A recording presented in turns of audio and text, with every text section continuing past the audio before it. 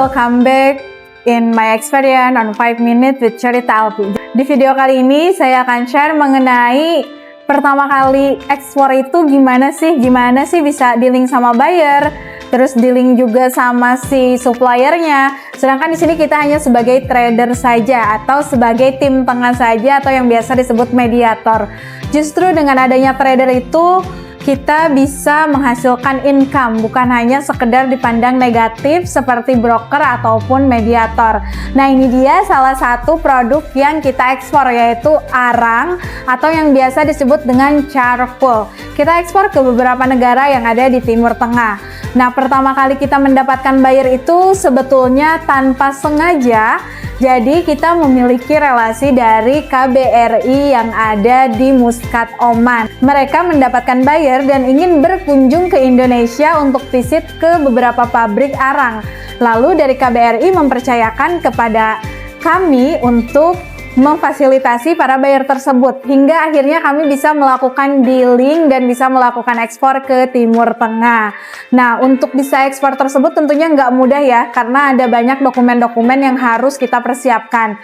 Tapi di video ini kita nggak akan bahas tentang dokumen-dokumen ekspornya terlebih dahulu. Di video ini kita akan bahas bagaimana kita bisa dealing pertama kali dengan buyer dan bagaimana juga kita bisa dealing dengan supplier yang terpercaya.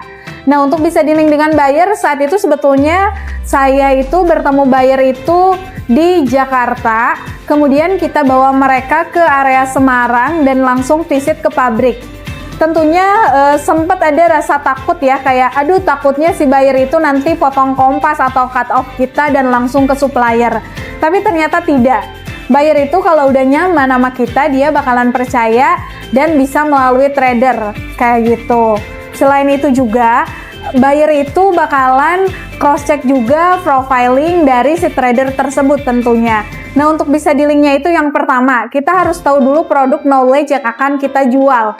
Kalau kita nggak paham apa produk yang akan kita jual, tentu buyer juga akan merasa ragu ya dan pusing gitu. Untuk mempelajari ke produk knowledge itu, kalian bisa cek di Google sebetulnya, misalnya tentang arang. Arang itu rakunya kemana sih dijualnya? Apakah hanya di Timur Tengah saja atau di pasar Eropa atau di mana? Kemudian yang keduanya itu tentunya setelah kita tahu pasarnya untuk menjual barang tersebut, kita cari supplier terpercayanya terlebih dahulu. Karena banyak sekali kegagalan yang diakibatkan bukan faktor internal kita, melainkan faktor eksternal, salah satunya yaitu supplier yang kurang amanah atau tidak komitmen. Dan itu pernah saya alami. Nah, untuk hal tersebut nanti saya juga akan ceritakan di next videonya. Oke, nah setelah itu selain supplier yang terpercaya, kita juga harus membuat NDA atau perjanjian dengan supplier untuk supplier tidak potong kompas kepada buyer. Dan juga kita harus membuat MOU atau NDA dengan si pihak buyernya, di mana untuk bisa mengamankan tersebut kita bisa melakukan apostil atau melakukan notariat dan juga disahkan di Kemenkumham, sehingga ketika terjadi gagal bayar atau lain sebagainya, kita bisa mendapatkan perlindungan hukum, perdagangan arbitrase dengan aman dan difasilitasi juga oleh KBRI yang ada di negara tersebut.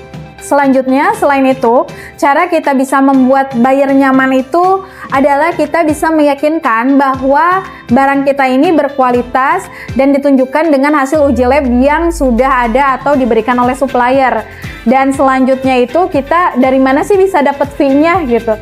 Nah, untuk bisa dapat fee-nya itu kita biasanya selaku trader itu profit itu kisaran 5-15% dan itu tergantung dari kurs ke saat itu. Jadi bisa naik ataupun turun ya untuk profit itu. Dan teman-teman gak usah bawa profit banyak-banyak karena kita kalinya quantity kalau untuk ekspor itu. Sehingga dari situ buyer pun bisa percaya. Bahkan ada hal unik, kita tidak membawa profit sama sekali, tapi kita mendapatkan out fee dari si supplier dan juga dari buyer. Karena kita di sini selaku tim tengah, di mana kita akan mengamankan kedua belah pihak, sehingga buyer merasa aman dan supplier juga merasa aman. Selanjutnya, setelah itu, bagaimana lagi sih cara kita bisa maintain buyernya itu? Cara memaintain buyer itu, kita harus menanyakan mengenai penjualan yang udah kita lakuin itu bisa memuaskan mereka nggak sih? Servis kita itu bisa memuaskan mereka nggak sih? Karena di sini kan kita selaku trader itu jualnya jasa ya dan kepercayaan kayak gitu. Jadi kita harus pintar memaintain, dan cara bisa bikin dealingnya itu sebetulnya dengan cara kita konsisten meyakinkan mereka tanpa merubah atau berubah-ubah apa yang kita sampaikan ke mereka itu. Misalnya kita udah sebut A, ya udah A, gak usah bilang B atau C, karena itu bisa membuat ragu si buyer kayak gitu. Dan tentunya kita harus confidence saat kita menawarkan produk kepada buyer. Nah, itu dia tips-tips waktu aku akan melakukan dealing sama si buyer. Kurang lebih sih seperti itu ya untuk bisa dealing dengan buyer. Nah, itu dia pengalaman dari dealing dengan buyer selaku trader ekspor. Untuk next videonya jangan lupa subscribe YouTube yang ada di sini.